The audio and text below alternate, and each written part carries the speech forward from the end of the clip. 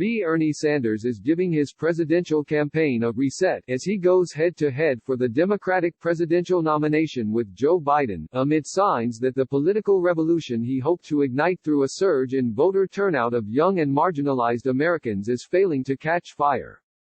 The Sanders campaign is seeking to reboot following disappointing results on Super Tuesday, which saw Biden prevail in 10 of the 14 states holding primary elections.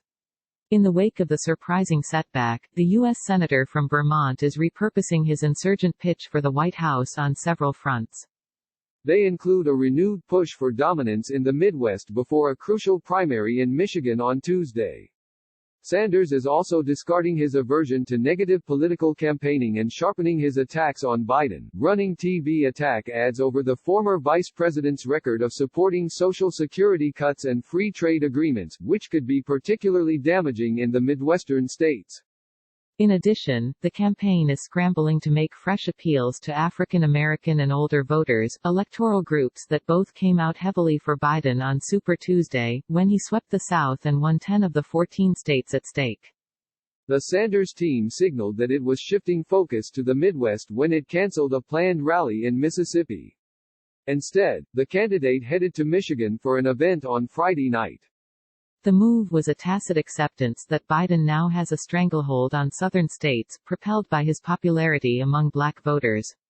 It was also recognition of the high stakes of the primary in Michigan, with its rich pickings of 125 delegates out of the 1,991 needed to win the nomination.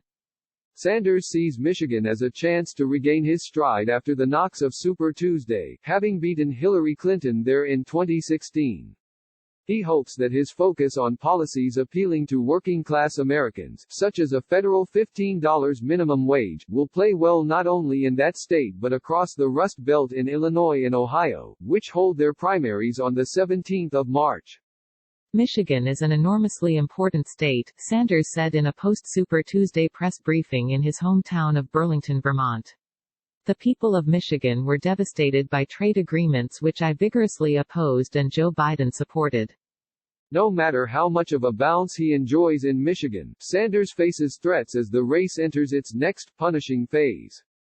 In particular, the Super Tuesday results exposed a fundamental failure to expand the Democratic base by bringing in millions of new voters.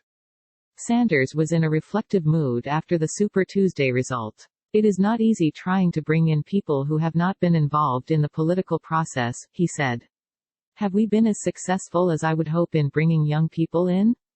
The answer is no. John Della Volpe, director of polling at the Harvard Kennedy School's Institute of Politics, whose researchers has been studying the youth vote since 2000, reviewed exit polls from 12 of the most competitive elections. While turnout overall was up in all of the 12 states compared with 2016, the pattern for young people aged 18 to 29, the very core of the Sanders Revolutionary Army, told a different story. In 4 of the states, youth turnout increased handsomely in the cases of Iowa, 36%, and Virginia, 38%. But in 2 states youth turnout was flat, and in 6 states it actually declined, as much as 18% in New Hampshire and 20% in Texas.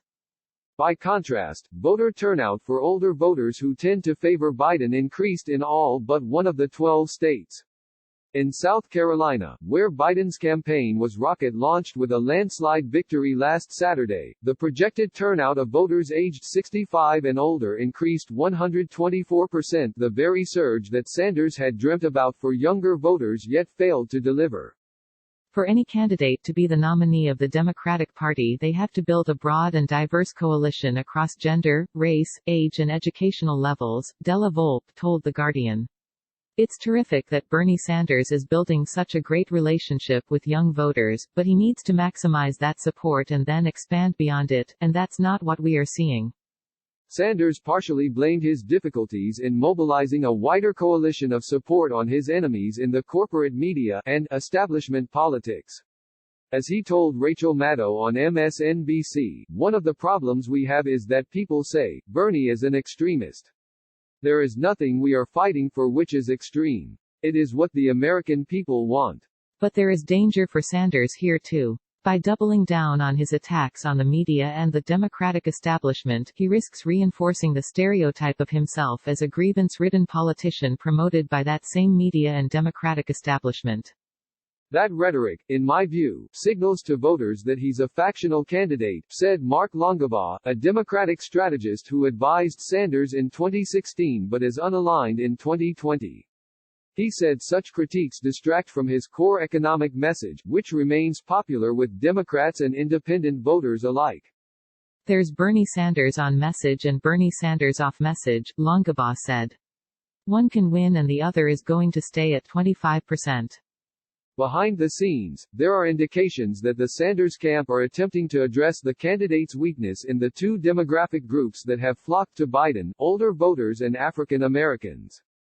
Sanders' campaign co-chair, R. Khanna, told Politico it would be emphasizing healthcare issues for seniors as one way to focus in on the high voting over 65s.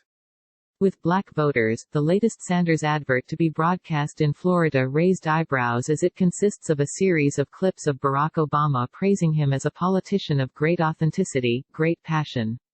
For Sanders to look to Obama to rescue his fortunes has an air of desperation, given that Biden's overwhelming popularity among African Americans is largely due to his role as Obama's vice president.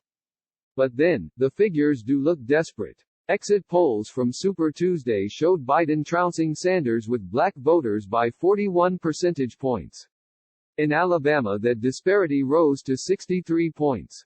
Biden built his firewall with black voters in South Carolina based on the endorsement of the influential Congressman Jim Clyburn. Sanders' defeat there was compounded with the embarrassing disclosure that he hadn't even asked Clyburn to back him. There is hope in inroads made with Latino voters, which helped Sanders clinch California, the biggest delegate prize of any state. In the coming weeks, he will rely on that support to remain competitive in states like Arizona, New York and New Jersey. But he is struggling in Florida, where his comments on 60 Minutes praising Fidel Castro's literacy program in Cuba has apparently hurt his standing with the state's Latinos.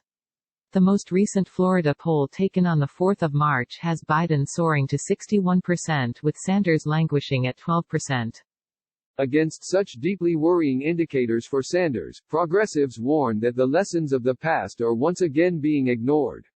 Rebecca Katz, a Democratic strategist who works with progressive candidates, dismissed the idea that Sanders is the risky option in the 2020 race. Sometimes the safest choice is also the riskiest choice, she said. Remember that John Kerry, Hillary Clinton and Al Gore were all safe choices.